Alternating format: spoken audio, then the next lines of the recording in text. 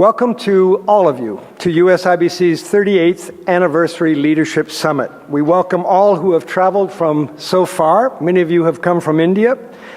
And we welcome all the participants in today's program, and especially all of the U.S.-India Business Council membership and Friends of India, including representatives here from the Government of India and from the United States government. A special acknowledgement to Montek Singh Ahluwalia, Deputy Chairman of the Planning Commission, Government of India.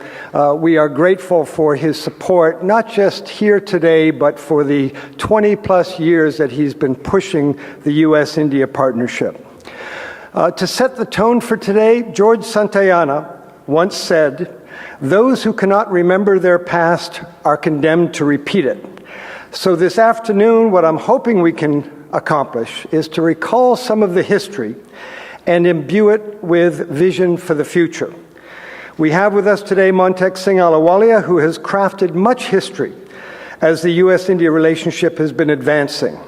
Montek, as we familiarly call this cabinet ranking official, was Secretary of Finance when Narasimha Rao, the Prime Minister, and Finance Minister Manmohan Singh in 1991 were designing the architecture for India's economic opening.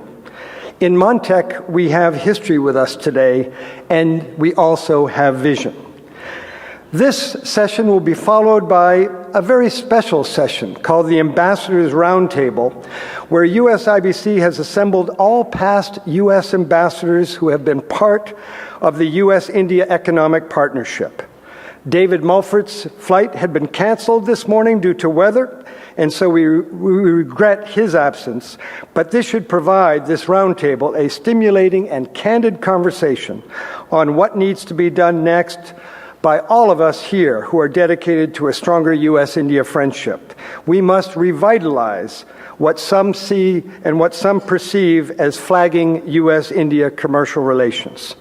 Finally, later in the afternoon, I call on all of you to participate in 4 very important breakout sessions. Fred Bergston is a believer, as I am, that we need greater structure to resolve differences, rather than the trench warfare that we all seem to be fighting each day over so many issues, which is the hallmark, by the way, of a mature and truly committed relationship. Let's not shy away from differences. This tension is healthy. But we can channelize this energy towards better outcomes by putting in place structures where differences get worked out and trade becomes fairer and greater. We remind everyone here, although there are challenges in the commercial relationship, and there are a few and many, the two-way trade between our countries has grown phenomenally. From $25 billion in 2006, when George W. Bush visited India during that March timeframe, to $100 billion today, $25 billion to $100 billion. And Diane Farrell, along with GE and Cisco and Jubilant and Abbott, will be organizing a breakout session to discuss this phenomenon of the two-way street aspect of the relationship that is growing so vibrantly. I also want to share a very special breakout session with you. We worry greatly about the immigration bill that has been passed in the United States Senate. I fear it will stifle the free movement of technical professionals, so important to the U.S.-India knowledge economy, and to the success of many of our companies, frankly, all of us who depend on a robust knowledge economy.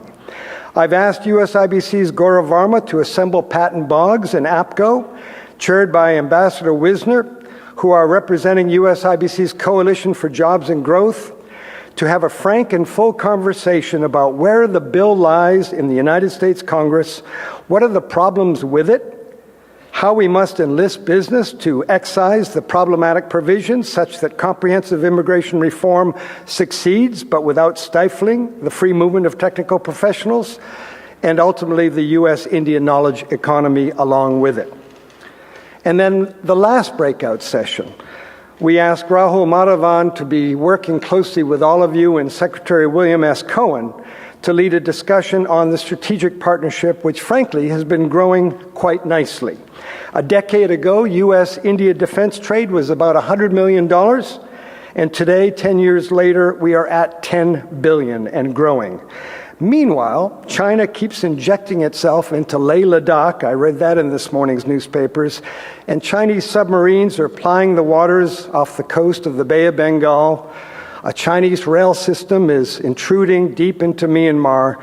The Dalai Lama continues to live as a refugee in Himachal Pradesh, a testament to northern hegemony. Now the question is, how do we, the United States and India, strengthen our mutual trust and take defense and homeland security cooperation to a whole new level? These are the breakouts which I hope you will participate in so we can shape the tone and tenor of tomorrow's U.S.-India CEO Forum.